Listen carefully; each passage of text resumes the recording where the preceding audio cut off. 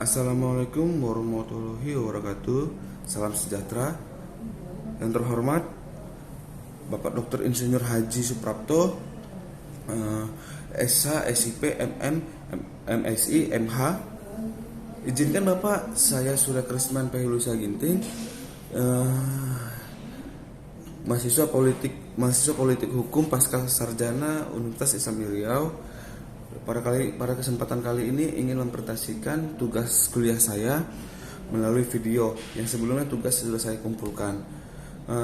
Pada kesempatan kali ini saya ingin membuat presentasi dalam bentuk video tugas saya, yang dimana tugas saya itu judulnya adalah analis putusan Mahkamah Konstitusi nomor 14 garing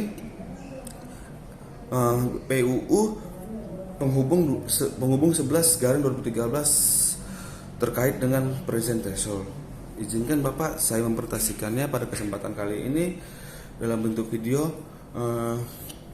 yang mana kiranya untuk tugas saya. Putusan Mahkamah Konstitusi nomor 14 garing PUU penghubung 11 garing 2013 terkait permohonan judicial review terhadap pasal 9 Undang-Undang nomor 42 tahun 2008 mengenai present threshold yang menyatakan pasangan calon yang diusulkan oleh partai politik atau gabungan partai politik peserta pemilu yang memenuhi persyaratan perolehan kursi paling sedikit 20% dari jumlah kursi DPR atau memperoleh 25% dari suara sah nasional dalam pemilu anggota DPR sebelum pelaksanaan pemilu presiden dan wakil presiden. Present threshold merupakan ambang batas bagi partai politik atau gabungan partai politik yang merupakan syarat untuk mengajukan calon presiden dan wakil presiden pada pemilu. Mahkamah Konstitusi tidak membatalkan pasal tersebut dengan dalih bahwa pengaturan mengenai presidential threshold merupakan kebijakan hukum terbuka pembentuk undang-undang open legal policy. Mahkamah Konstitusi menyerahkan ketentuan mengenai present threshold kepada pembentuk undang-undang. Apakah present threshold tersebut bisa diterapkan atau tidak sangat bergantung pada political will dari pembentuk undang-undang. Padahal pemohon mendalilkan bahwa dengan adanya pemilu serentak akan menghindarkan adanya konflik kepentingan suara partai-partai dalam pengajuan presiden atau wakil presiden. Dengan penyelenggaraan pemilu legislatif dan presiden secara serentak seharusnya berimplikasi pada penghilangan sistem presidensial threshold. Mengingat setiap partai politik hanya akan mengetahui jumlah suara yang dimilikinya ketika pemilu itu telah berakhir atau usai. Sementara pemilihan presiden dilakukan secara bersamaan dengan pemilihan legislatif. Dengan demikian, seharusnya seluruh partai politik dalam posisi yang sama, yakni ketiadaan posisi perolehan mayoritas maupun minoritas suara. Konsep presidensial threshold justru menimbulkan ketidakpastian hukum terhadap keserentakan pemilu itu sendiri, karena menjadi tidak berbeda dengan pemilu-pemilu yang dilaksanakan secara serentak. Adanya pendapat present threshold dapat memperkuat sistem presidensial, menyederhanakan sistem kepartaian, serta membantu dalam menyeleksi calon presiden dan calon wakil presiden. Tidak sepenuhnya tepat. Pasalnya KPU secara ketat menyeleksi parpol peserta pemilu, sehingga parpol-parpol yang telah melalui verifikasi ketat adalah parpol peserta pemilu, lalu mengajukan calon presiden dan wakil presiden. Pemilihan partai oleh Kominfo untuk mengikuti pemilu merupakan bentuk penyederhanaan sistem kepartaian. Konsekuensi dari adanya penetapan ambang batas dengan sendirinya mereduksi makna pemilu sebagai suatu mekanisme politik yang adil dan demokratis dalam menentukan pemimpin bangsa dan berimplikasi terhadap kualitas partisipasi politik rakyat dan upaya perlindungan bagi hak pemilih. Kebijakan syarat perolehan suara 20% dari kursi DPR itu atau 25% perolehan suara sah nasional dalam pemilu DPR, sebagaimana telah menjadi pendapat Mahkamah Konstitusi dalam dalam putusan terdahulu merupakan kebijakan hukum terbuka legal open policy yang didelegasikan oleh pasal 6A ayat 5 Undang-Undang 45 yang menentukan tata cara pelaksanaan pemilihan presiden dan wakil presiden lebih lanjut diatur dalam undang-undang, dan pasal 22E ayat 6 Undang-Undang Dasar 1945. Ketentuan lebih lanjut tentang pemilihan umum diatur dengan undang-undang. Menurut Mahkamah Konstitusi, tidak terselenggaranya pemilu yang demokratis, langsung, umum, bebas, rahasia, jujur, dan adil. Tidak ada kolerasi yang logis antara syarat dukungan 20% kursi DPR atau 25% suara sah nasional yang harus diperoleh partai untuk mengusungkannya pasangan calon presiden dan wakil presiden dengan pemilihan umum yang demokratis, langsung, umum, bebas, rahasia, jujur, dan adil. Justru pencapaian partai atas syarat tersebut diperoleh melalui proses demokrasi yang diserahkan kepada rakyat itu langsung, rakyat pemilih yang berdaulat.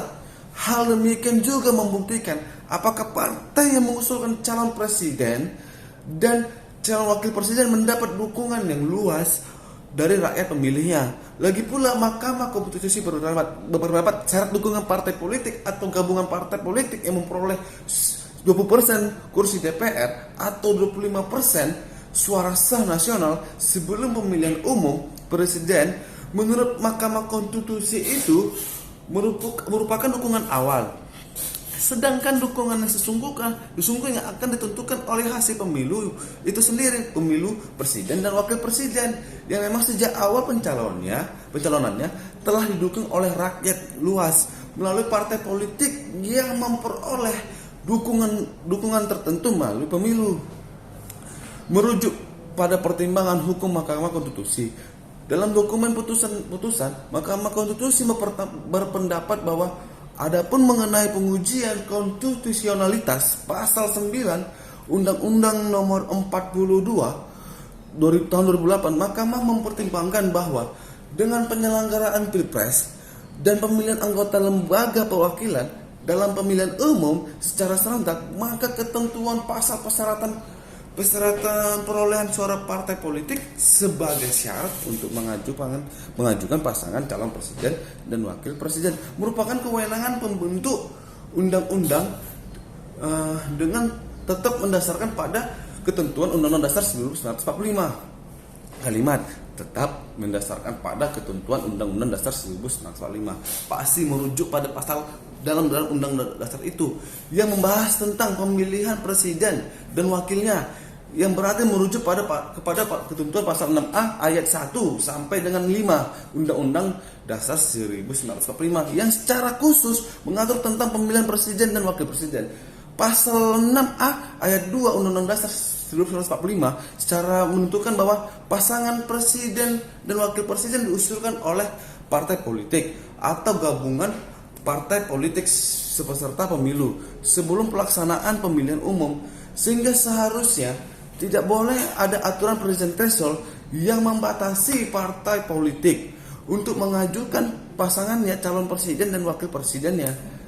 Sebab berdasarkan Undang-Undang 1945, semua partai yang ikut pemilu berhak mengajukan calon presiden dan wakil presiden untuk dipilih oleh rakyat seluruh Indonesia. Dengan demikian pemilu semua partai berhak mendapat kesempatan dalam pemilu itu, pemilihan umum itu, dalam mengajukan presiden dan wakil presidennya.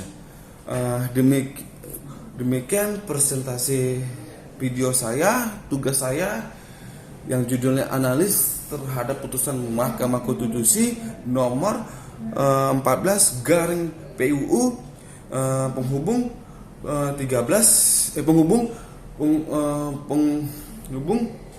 11 garing 2013 terkait dengan presiden threshold. Lebih kurang tentang video saya ini, presentasi saya ini, mohon maaf kiranya Bapak. Saya juga mahasiswa yang masih ingin belajar lebih dalam lagi terkait ilmu hukum yang ada di Indonesia. Maka saya kuliah S2 untuk mendalami ilmu hukum saya. Lebih kurang video saya begini yang saya presentasikan. Izin Bapak, mohon maaf kiranya sebesar-besarnya kurang lebih video saya. Wassalamualaikum warahmatullahi wabarakatuh. Salam sejahtera bagi kita semua. Izin Bapak.